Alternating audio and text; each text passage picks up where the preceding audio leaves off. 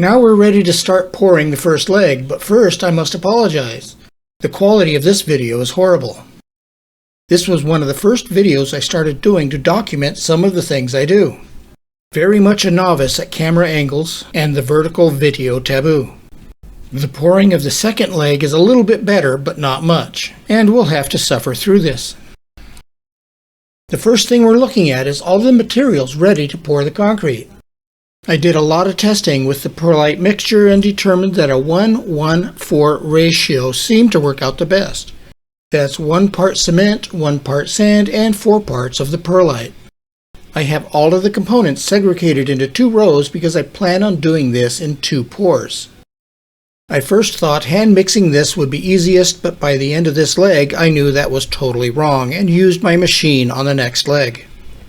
Up on the bench we're looking at 3.3 total gallons of water, 2.4 gallons both sand and cement, 0.4 ounces of fiberglass fibers, 102 milliliters of the air entrainment admix, 9.5 ounces of charcoal colorant, and down here on the ground we've got 9.6 gallons of the perlite. Back up on the bench and a quick tour around the form, you can see how I decided to place all the rebar. My intent is to pour the first half of the mold, then place all the rebar and place the top half on top. The base of the form is coated with fiberglass, sanded, polished, then waxed, and then as well as using PAM cooking spray as a mold release. I want to ensure that this comes off cleanly. I've also made a change to the oscillating tool I've been using as the concrete vibrator. I cut a pine board and mounted it to an old blade. And coming up we're going to learn together if this is a better method. This will be my first big pour of the lightweight concrete, and I thought mixing it in a bucket would be okay. Big mistake. My plan was to mix the cement, sand, air entrainment, fiberglass, and colorant in the bucket and then move it up into the bin. Once up into the bin, then I would add the perlite. The perlite is a very lightweight volcanic glass that is essentially a bubble. Overmixing with the perlite will actually break down the perlite, turning a lightweight mixture into a more dense mixture. And this is the reason the perlite is added last. I already have the cement in the bucket, so next I'm going to pour in the sand and get that all mixed together. Once I feel I have a nice homogeneous mixture of the sand and cement, I add some water to begin the actual mixing process. For reference, you can see the timer I added to show you exactly how long this actually took. In the middle of the mixing, I add the air entrainment, and later you will see where I add the colorant. At the point of adding the colorant, the drill I was using was not very happy and getting pretty hot. I was also not very happy and realizing that I should have been using the cement mixer, which is what I will be using when I mix the second batch. I am adding just a little water at a time to avoid the splash out.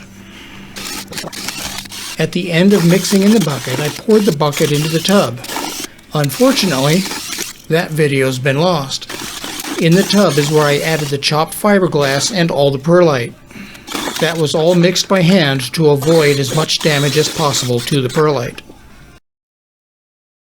It's now time to fill up the bottom half of the form. Once again, sorry, I lost the video where I mixed in the perlite. You'll have to catch that on the next layer, where I use the cement mixer. I start with a couple trowelfuls of mix and then test out the vibrator to make sure it's going to level out. Seems to be working just fine. I did put marks on the sides, as you can see here, which are halfway up, and that is the point where I'm going to be installing all the rebar. From my initial tests and experimentation with bricks, I found that there's a very long working time with this mix. Typically, it's been a couple hours while it is still workable, so I am in no hurry. 1 scoop at a time and pressing it down with a small trowel to help eliminate any air bubbles. Large air bubbles in the casting will severely weaken it. I found that putting the vibrator on the sides had very little effect, but putting the vibration down directly to the base actually settled everything out. More water would have allowed it to flow better, but more water equals a weaker casting. Even at this time, I have no idea if it will be strong enough, and I have months invested into this project, experimenting with the mix and building the forms.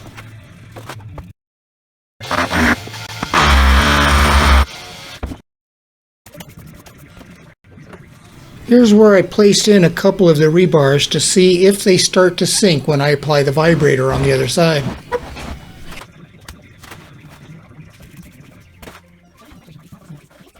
As you can see, the rebar settled when it was vibrated, so once I actually place all the rebar, I'm going to have to limit the amount of vibration I put into the mix.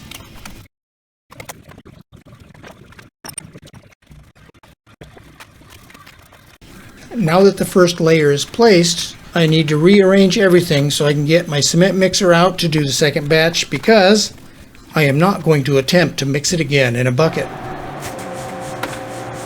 Now it's time to see how this mixes up in the cement mixer.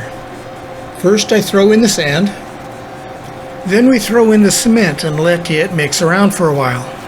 There is a fan just to my right that is blowing all that cement dust out the door. The cement dust is very hazardous to breathe, and you should be in a very well ventilated area or wearing a respirator. Next up is the air entrainment, and we start adding the water, along with the colorant. It was a bit soupy and I had to turn it off because it was splashing out. At that point I added what was left from the previous mix that did not go into the form. No point in wasting it. Now we throw in the fiberglass and just a bit of the perlite, and that should stiffen it up a bit so it doesn't splash out. Now I'm alternating, adding the perlite and water, trying to keep the mix in such a way that it is not too soupy and splash out. And I finally get to the point to where I add the rest of the perlite and most of the water, leaving just a bit left over to wash down the sides of the mixer. Should be a nice cloud of dust when I start this thing up. I'm getting the feeling that I'm mixing it a little dry because I've got a lot of nuggets. After it goes around for a while, I stop it and take a look inside, and I see a lot of mix that is stuck to the bottom and sides of the barrel that I need to scrape out. Since it has a long working time, I'm just wondering if I let it sit for a while, would it allow the water to better disperse throughout the mix? I might have to experiment with that later. There was a very thick layer of what appeared to be just cement and sand stuck to the bottom of the barrel, and that really would have corrupted the mix. So I scraped it all off and then ran it for a little bit longer.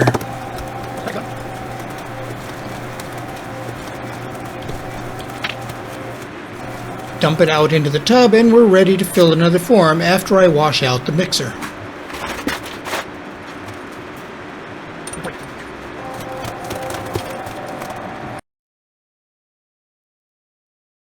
Now that I have the mix up on the bench in the tub, it is time to top off the form. Since this was mixed in 2 different batches, as I place the top layer, I'm going to make sure I push it down into the first layer to ensure a proper bond.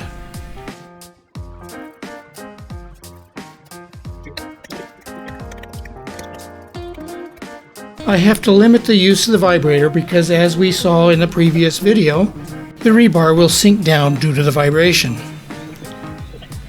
Perhaps the next time I do something like this, I'll come up with some type of a chair or support that will hold the rebar in place.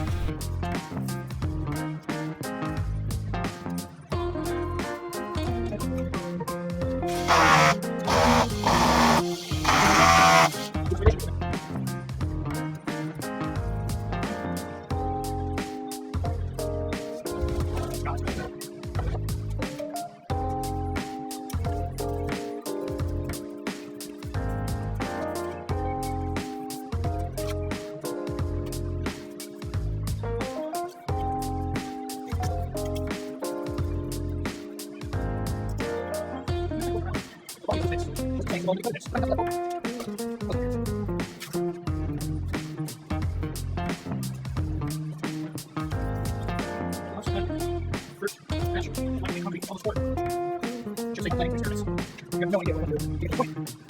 No idea. Now I'm getting chicken toast.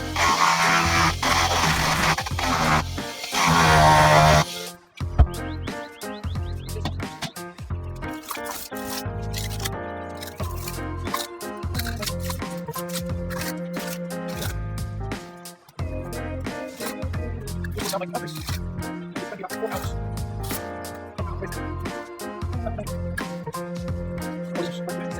He just takes on my face. Sweet to one. Here comes my value. Next time we're gonna spend it. That's it. A lot of it. After months.